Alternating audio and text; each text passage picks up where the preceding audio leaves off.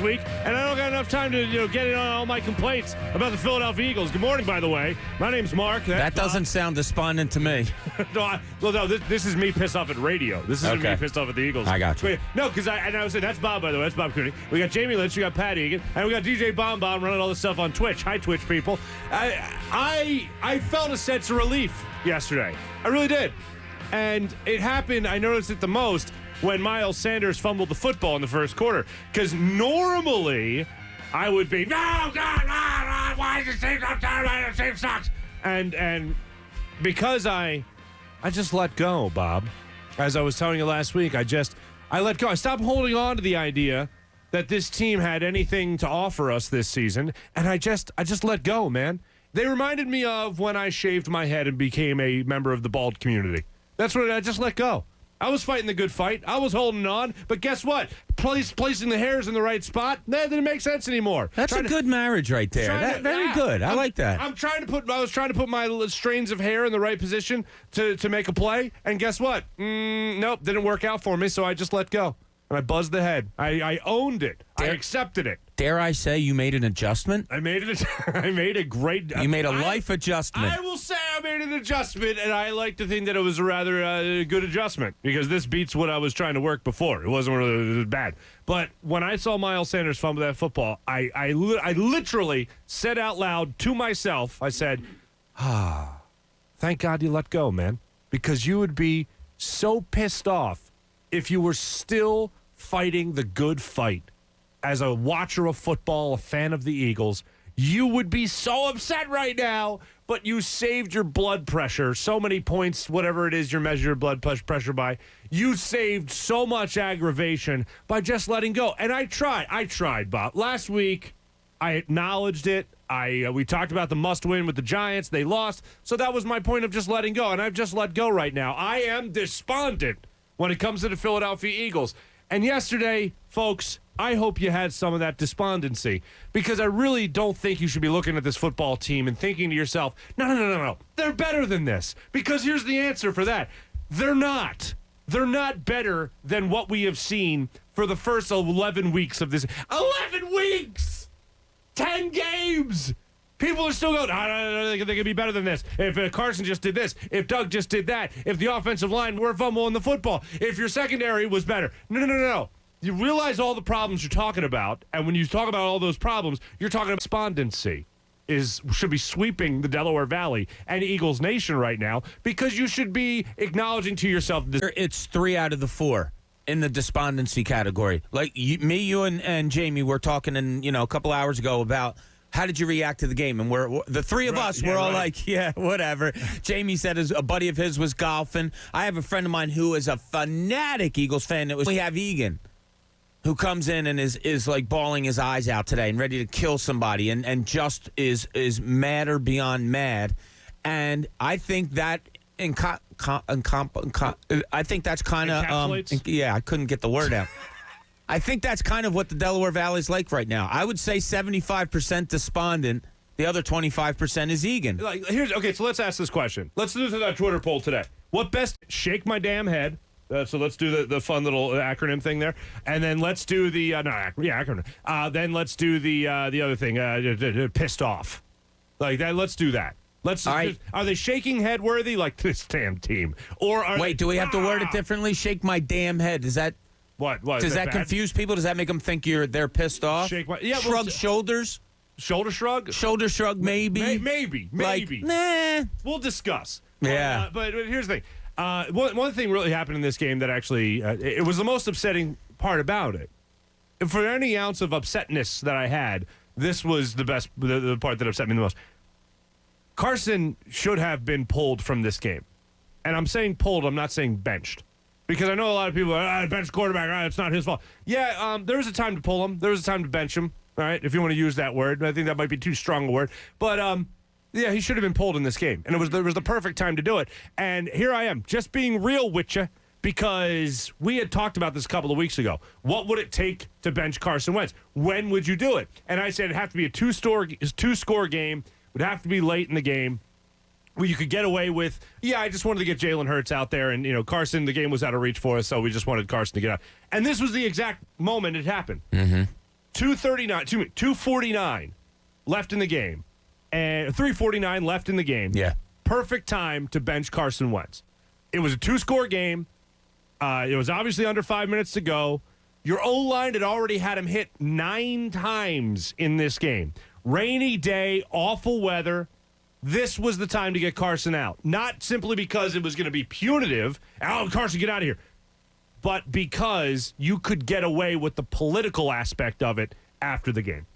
Hey, Doug, why did Carson get benched? No. Carson didn't get benched. Even though everyone in the locker room knows he got benched, which is really all you really need right now, is to let the locker room know that you're not going to allow your franchise, quote-unquote, franchise quarterback to make the same mistakes over and over and over and over and over again.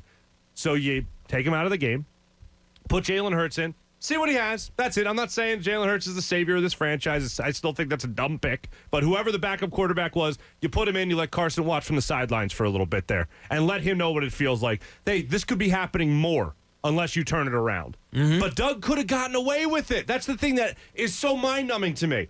It would have been the perfect time to bench the starting quarterback, to pull the starting quarterback, get a look at your second-round guy. Maybe he actually plays halfway decent and at least starts a little bit more of the conversation. But you could have gotten away as a head coach with pulling your starter at this time because you had all the built-in excuses. Hey, it was a 2-score game at that point. It was actually under 4 minutes to go in the game. He was getting hit enough. It was a sloppy game. I don't want to risk him getting hurt. And I thought it would be an opportunity to at least see what the kid had done. Plus, the receivers weren't really being utilized in this game. Why not just make a little bit of a change and see what our backup had? It was a perfect time to do it for 2 reasons. One, to actually be punitive to Carson Wentz. And the other, you could have gotten away with it with enough excuses built in to allow Carson to maybe save some face so you could go back to him this week. Because either way, I'm not saying you bench him for the rest of the season. Either way, I thought Carson would be starting Monday night. Either way. Yeah, and what got to me was in the moment and watching it and thinking the exact same thing you did, and I think we were texting each other, or you put it on Twitter, whatever it was, my first thought was, Doug Peterson will not put Jalen Hurts in the game because what if he does well? And now he puts a whole new set of problems on his plate. Yeah. And I don't think Doug Peterson could handle that. I'm being honest. Yeah. And I understand it. I am not putting Doug down on it. Do I think he should have gone to Jalen Hurts? Yeah.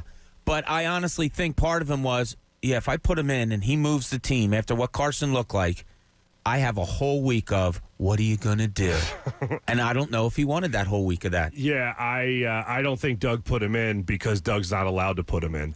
Now, there's the other argument. There it is. Yeah. And that's probably, could you see him stand there and he looks up at the owner's box and all you see is Laurie shaking his head? Nope, don't even think about it. I don't do that. I told you can't do that. It needs my approval. It needs Howie's approval. But when he was asked about it point blank after the game, he dodged it. Yeah. He dodged the question. He answered the question about who's starting next week, Carson Wentz. Did you ever think about benching Carson Wentz? Deep breath, Doug. No, I never thought about it. And then at the end of the press conference, he was asked, would it be? And I don't know who asked the question. I got to find out. But whoever asked it phrased it beautifully. Bob, it was a piece of journalistic art, the way this question was asked. Because it wasn't like, hey, Doug, are you neutered? It was basically, Doug, would it be an effort? Would it be a decision that was made with other people in mind? Like, was it the decision that was made with everyone else, or would it just be your call? Like, the way they constructed it wasn't condescending. It wasn't undermining Doug's authority. It was a matter of fact, would it just be your decision, or would there be other people involved in making that decision? And Doug did not answer the question. Who is in your mind? Yeah, exactly. Who's in your headset? Does Howie have his own little patch line? He could go into your headset. But you listen to him after the game. We'll let you hear the quote. But he doesn't answer the question as to whether or not he has the authority to bench Carson Wentz. It shows that is like a microcosm of how disconnected this franchise is right now. Yeah. I mean, they are in total disarray. And look, I've been the guy that said I'd like to see Carson Wentz with another coach. I would take that over, another quarterback with Doug Peterson. But look, I'm not dying on that hill. Right. I saw how bad Carson Wentz was yesterday. Throw the damn ball. He gets done the game. When I see a guy open, I'm just going to, I'm going to be reckless and do it. Really? Well, then you're not seeing guys open. Because on the pick six interception, Jalen Reagor was wide open early. There were 3 or 4 times yesterday during that game, and this isn't the coach's film at all, that they just widened the angle and they said, wow, Carson missed him, he missed him, he missed him. He's reluctant to pull the trigger. He really is.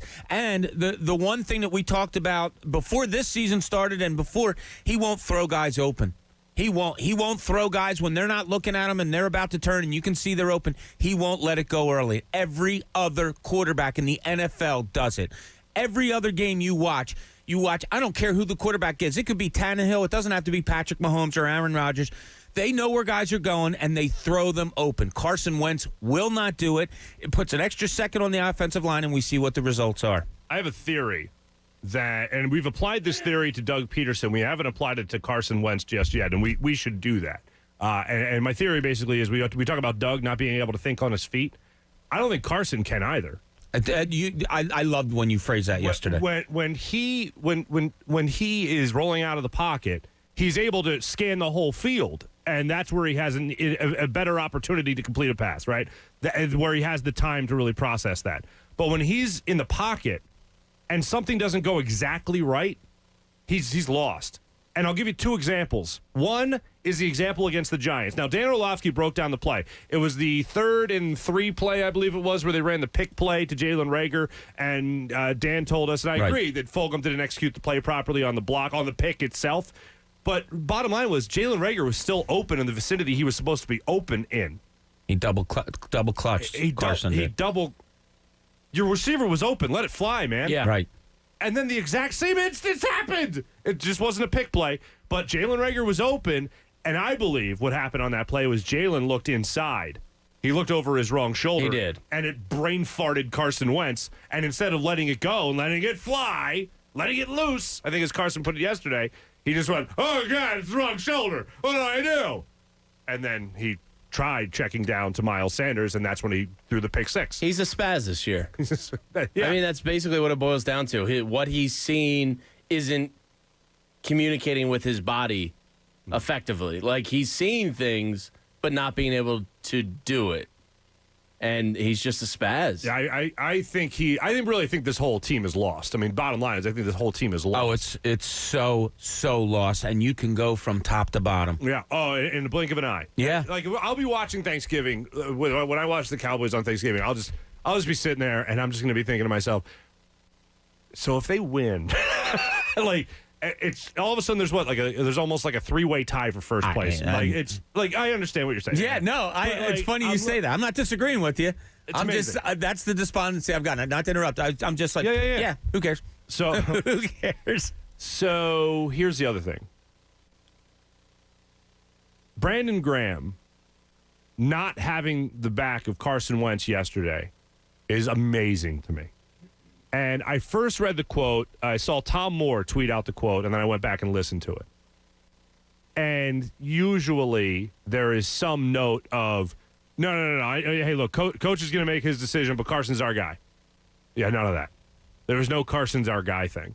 And for that to happen not only after this particular game, but also happen after Carson Wentz addressed the team as a leader on Friday. And the team came out and played that dud of a football game. And Carson played that dud of a football game. And Doug laid an egg in this game. The offensive line, defense late in this game. Defense eventually cracked with the rushing attack of the Browns. I mean, good God, man. Because they stuck with it. Yeah, it's funny how that works, right? Yeah. So we'll continue. We'll dissect that today and we'll let you hear from Brandon Graham when he was asked about the starting quarterback and who it should be and whether or not Carson needs to sit and all that, because Brandon Graham did not at all, and nor should he. Because how do you have the back of a guy that plays like that?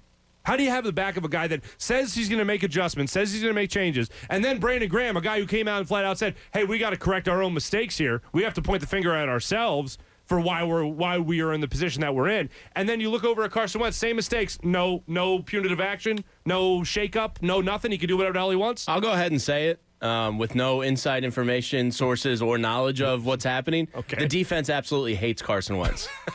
They wouldn't you? Yes. Yes, I would. Short fields, we make a goal line stop, and then you give him a free pick six immediately after. Wow.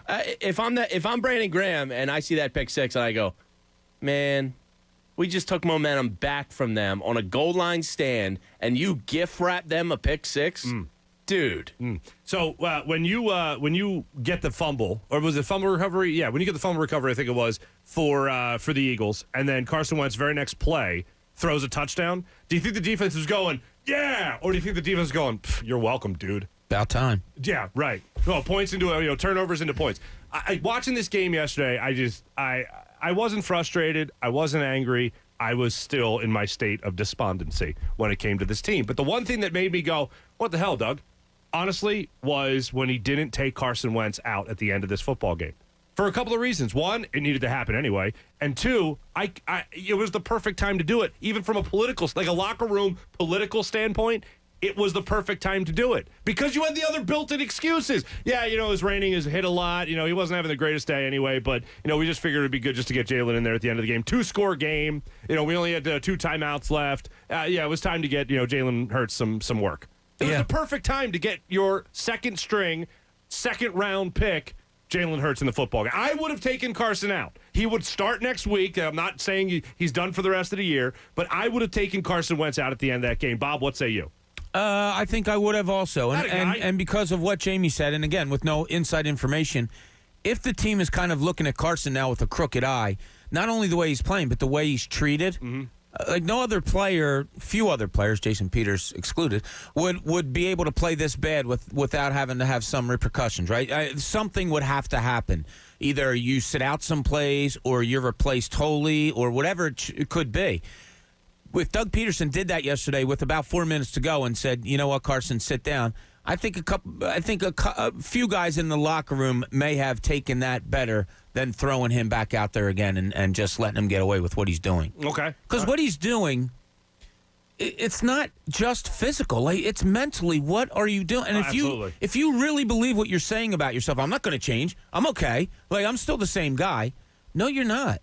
And if you really think you are, then there's a bigger problem than all of this that's on the field. 2 for 2. Jamie Lynch, would you have taken Carson Wentz out of the game? Yeah, I think you're right. I think Doug had every built-in excuse in the world there.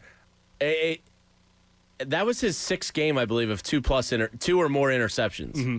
Like, he's hurting the team way more than he's helping them at this point. So, yeah, I think the opportunity was there. And the other thing is just... And I don't want Jalen Hurts starting like Monday night. Like, I'm not saying that. It was just for that quarter and a half of football. Mm-hmm. And I love the people that I know will come at us with, then you got to bench everybody. Yeah, okay. Sure. I mean, do the opposite of what you're doing because it's not working. Start with Jason Peters. Take him out. Like, he's done. He should have never come back. No, he should. And look, Jordan Mailata started to struggle. And I know there was a narrative of, Jordan Mailata is great. He wasn't. He was good. And he showed upside. Like, you think about upside, he certainly has it. Jason Peters does not. But when you look at Jordan Mailata, I would have stuck with him and let him try to work through his struggles as opposed to, Jason Peters is back. Cool. Let's just put him right back in there. And there's the disconnect again. Are you playing for the now? Are you playing for the future? Do you have both of them in your eyes? Because that's what great organizations do. They play for the now, but at the same time are building for that future. I don't know what the plan is here at all. Yeah, there is no plan. Rudder. Doesn't seem like it. Rudderless ship. Pat Egan, I'll ask you finally here. Would you have taken Carson Wentz out of that game? No. I'll be the contrarian. Why? Well, why are you the way you are? I agree. You can't disagree and then say you're just disagreeing for the hell of disagreeing. No, I'm not disagreeing for the sake of disagreeing. I don't think they should have taken him out of the game. You don't think you should have taken him out? So no, I think the best chance to win is Carson Wentz under center, and the game technically was still winnable at that point if they got a quick score. My problem was they didn't get a quick score. They took their time getting down the field. But I agree with Bob's point, too, is I don't think Doug wanted to deal with a week of is Jalen going to start? Yeah, you asked the question. All right. That's all I can do. All I can do is answer the question. No. First off, your Thanksgiving take is garbage. All right, we're going to get to that later, and I just want people to. I agree with you on that. I want to tease that. I want to tease how garbage your Thanksgiving take is. Why, Pat? Why? Because look at them. I didn't even see it. It's good working with you guys. Just look at them, and then this take on Carson. Like, you can say that you wanted him pulled from that game, and he should have been pulled from that game. Both those things I believe are true.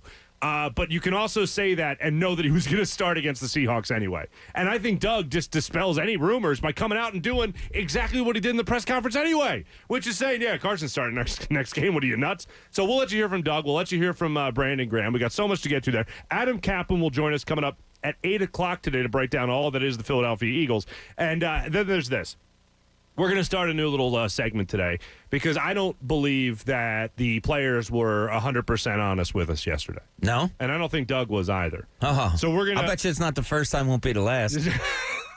We're going to introduce some new technology to this show. And I was working with the engineers of this fine radio station over the weekend on putting together this new machine. And this new machine is called the Interpret Player, where you basically take the quote and you run it through the machine and you actually get exactly what the player meant. So I'm really excited about this, right? So we're gonna fire that up a little bit later in the program. We're gonna dissect Brandon Graham, Doug Peterson, Carson Wentz, and Miles Sanders, a guy who we don't really look too much into what he had said or what he says, but there were certain things at the end of this game that really shone a light on everything that took place, revolving around his fumble and Doug Peterson abandoning the run. When we come back, I got the stat of stats for you. And it's a little game we'll play with you, but stat of stats on this run game, in this particular game. When we come back, I'll give you those numbers here on 97.5 The Fanatic. Mark Farzetta with Bob Cooney and Jamie Lynch. Mornings on 97.5 The Fanatic. Philadelphia.